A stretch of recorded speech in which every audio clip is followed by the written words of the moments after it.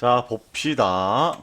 두 곡선, 너랑 너가 만나는 서로 다른 두 점의 x좌표를 x1과 x2라 쳤제요.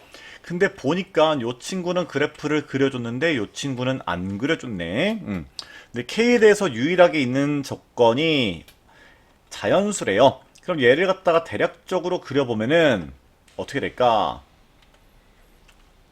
그림을 갖다가 그릴까 말까 고민하고 있는데 x1이 음수고 x2는 0과 2 사이가 된대요. 그럼 잘 봐봐. 너에다가 x에다 2를 집어넣으면은 이거 엄청 큰 값인데? 어디 있을 거야? 뭐 2,78이 되겠고요. 그러면은 첫 번째 교점은 0보다 작아야 되고 두 번째 교점은 0과 2 사이에 있어야 되면은 y는 2의 x 더하기 k승이 이렇게 만들어지고 여기가 x1, 여기가 x2가 된다. 이렇게 체크를 해 볼 수가 있겠죠.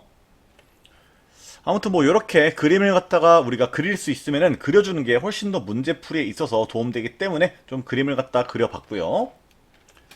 이제 요 상황을 갖다가 이제 수학적으로 어떻게 표현할지 그거를 갖다가 머리를 써보도록 하겠습니다. 사실 지금 모든 요소가 고정돼 있고 결국 변하는 게 너밖에 없죠. 그죠? 어떤 수학 문제를 풀 때는 우리가 고정된 요소랑 변화하는 요소가 뭔지 먼저 좀 짚어보기만 해도 생각을 훨씬 더 쉽게 할 수가 있어요.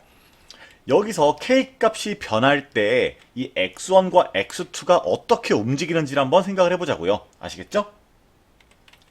자, 먼저 그냥 y는 2의 x승을 좀 생각해보자.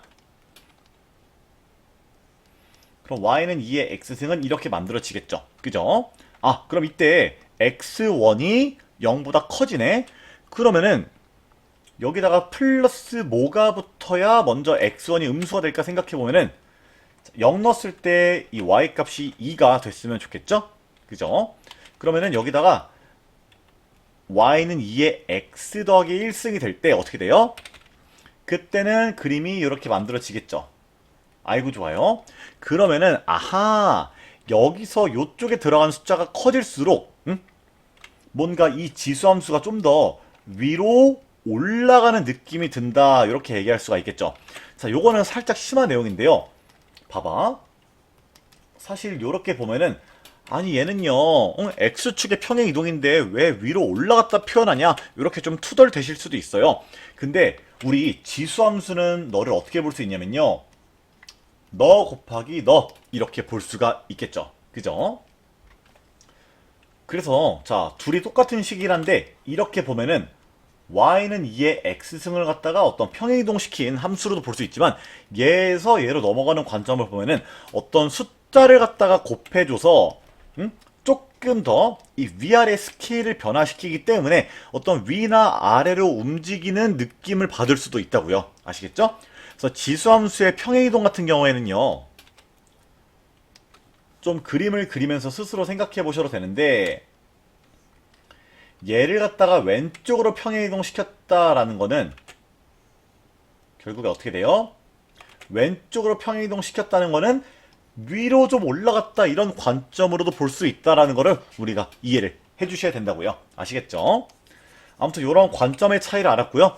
그럼 어쨌든 간에 여기에 숫자가 좀 크게 들어갈수록 요 함수가 위로 올라간다 이렇게 생각하는 게 우리가 문제를 훨씬 더 쉽게 풀 수 있는 건덕지가 될 거예요.